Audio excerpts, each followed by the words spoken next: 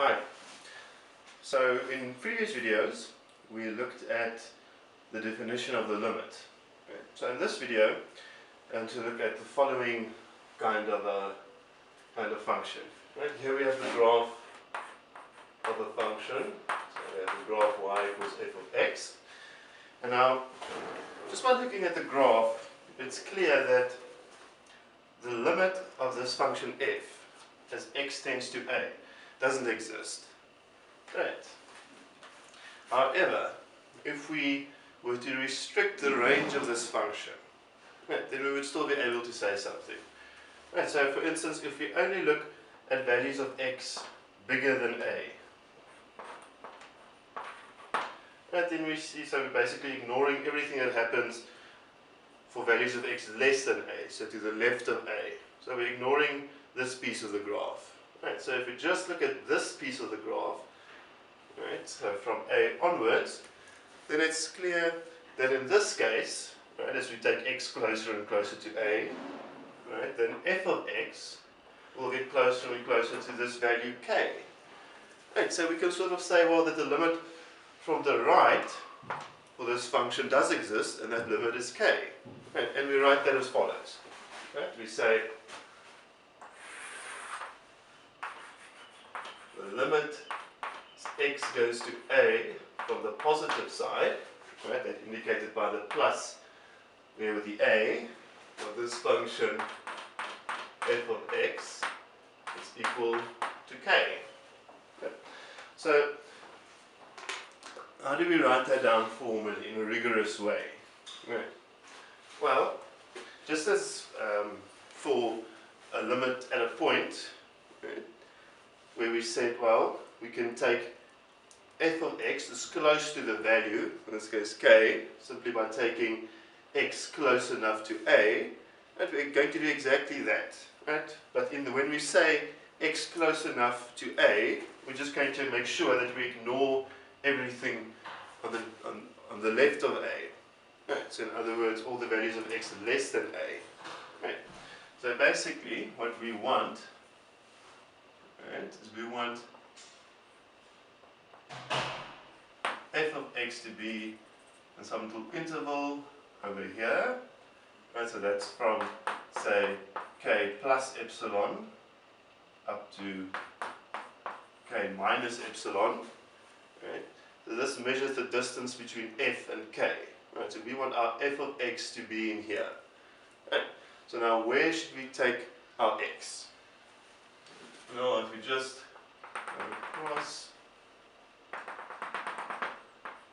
Right, well, in this case, we see that this lower half of the interval doesn't matter. Right?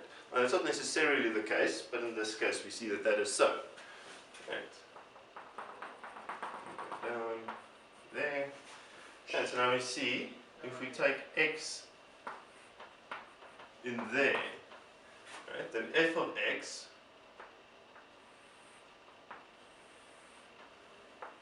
will sit there. Right.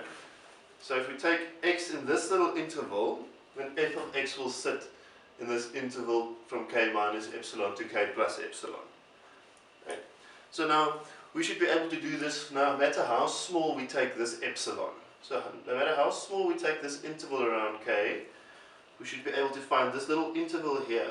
Right, so you see this is an interval to the right of a. So that if we take x here, then f of x will sit in this interval from k minus epsilon to k plus epsilon. Okay. So let's write that down in formal mathematical symbols. Okay. So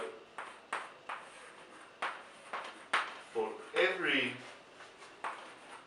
epsilon bigger than 0, right, that epsilon is going to measure this distance there. There is a delta bigger than 0, so that if x is between a and a plus delta, then the distance between f of x and this case k is less than epsilon. Right. So in our picture, right, that endpoint of this interval would now be a plus delta.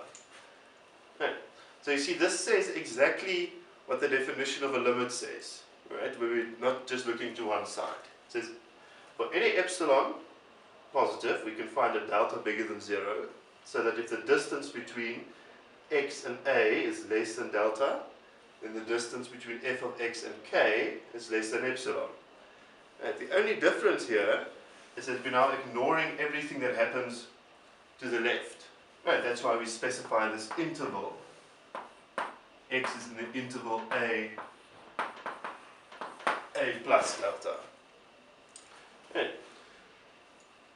Now, similarly, if we only look at what happens for values of x less than a, right, then we get a limit from the left.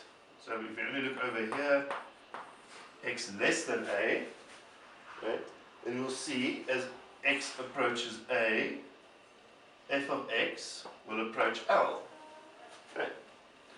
So, just like for a limit from the right hand side, you can say, okay, well, let's look in a small little interval, say from L minus epsilon to L plus epsilon. If we want f of x to sit in this interval, where do we have to take x?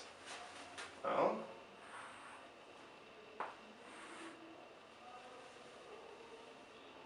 we see that if we take x in that small interval to the left of a,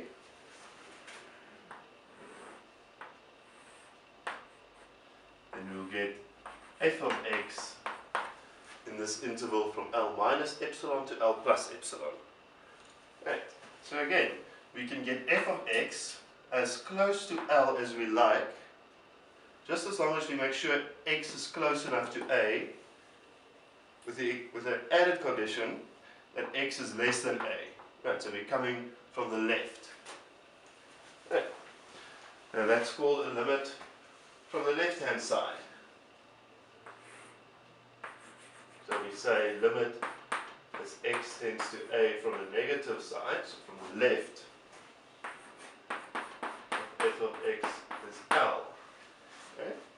And the definition now just looks like the definition for the limit from the right hand side. Right? Except now we're not going to look for values of x bigger than a, we're going to look at values of x less than a. Right? So we'll have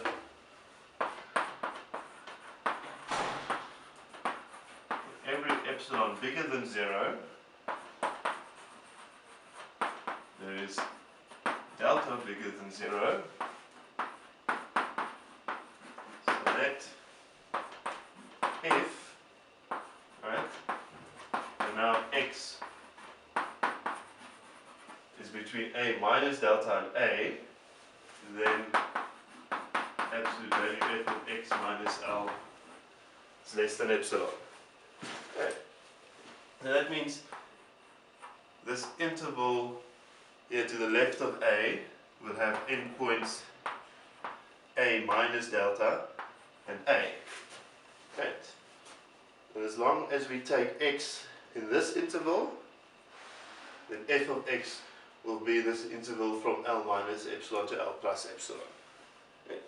Then you see these two definitions, they're actually just like the definition for a limit proper. Right. Except in the case when we're taking a limit from the right, so x tends to a from the positive side, right, then we only look for values of x bigger than a, and when we're looking at the limit from the negative side, or from the left, then we're only looking for values of x less than a. Alright.